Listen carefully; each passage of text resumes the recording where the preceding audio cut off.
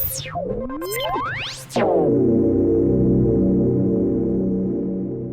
then, hello, good morning, good evening, good afternoon, whatever it is, wherever you are. My name is Paul, I'm also called Knack. I'm the brains behind the daily teaser. If you see a quiz floating past with my face in it, that's the video version and you're watching it, or at least YouTube's thrown it at you.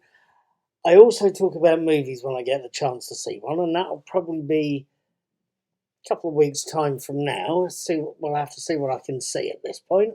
I also talk about TV shows I'm watching.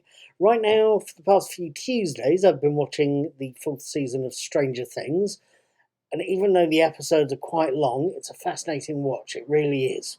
Maya Hawke is quite something as Robin, I think. I'm also watching Star Trek Picard, and it's quite something to see. I last night managed to catch episode 8, Mercy, and this is my video review. And it goes with a written version over on Knack's Old Peculiar. Episode 8, Mercy, opens with the by now traditional summary of earlier episodes. Then, after showing us Corey, Isabrionis discovering some more unpleasant facts about her father's work, it shifts to show us the figure of a boy running from something unknown, only to fall over and be found by something sinister. The scene shifts again to 2024, where Admiral Picard and Guinan, Patrick Stewart and Ito Aguirre, I hope I've got that right, are being questioned by Agent Wells, played by Jay Carnes. Wells is keen to ask a few simple questions, starting with the relatively straightforward, "Are you an extraterrestrial life form?" and informing the pair that they can leave once they tell him how they're planning to interfere with the Europa mission. He's got the footage of the Admiral and his friends sneaking into a little shindig. After the titles, we move again to see Raffi and Seven, Michelle Hurd and Jerry Ryan, in Los Angeles. While Seven is checking for bald life signs, Raffi is letting Rios, back in La Serena, know they are concentrating on finding the Queen-possessed Dr. Girardi, Alison Pill, whilst he works to repair the ship and make sure no one gets near the transporter. All that Raffi and Seven know for sure at this point is that the Queen, Girardi, left the wrecked bar with a man with a red beard, and that, going by the wrecked mobile phones and car batteries they keep finding, the Queen is slowly developing some of her old powers. Meanwhile, Picard is talking still to Agent Wells, and having been questioned by Cardassian experts, I should say, the Admiral has managed to turn the tables on Agent Wells and found out that in his childhood, Wells had a little encounter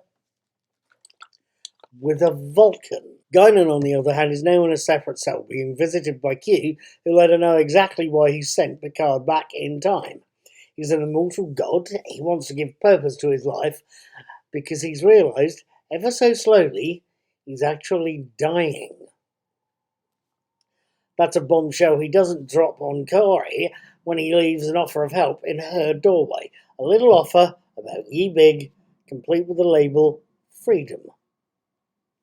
Corey's father, Dr. Adamson, Brent Spiner, has a visitor of his own, the bald queen herself in the body of Dr. Girardi, who's got a proposition for him. One that involves hiring some mercenaries, assimilating them, and stealing La Serena. Now, has Star Trek Picard done it again? Has it, with Mercy, knocked out an absolute stinker of an episode? Frankly, I think it has.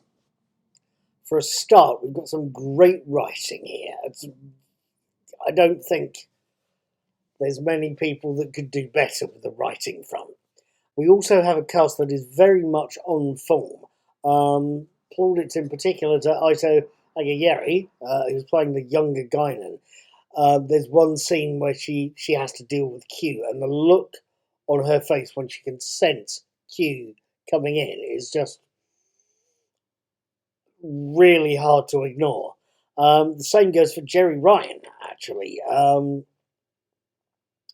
The way she's playing the usually and seemingly stoic Seven is far more it's wonderful to watch because she's playing Seven as far more damaged than the character lets on. It's really quite something to watch.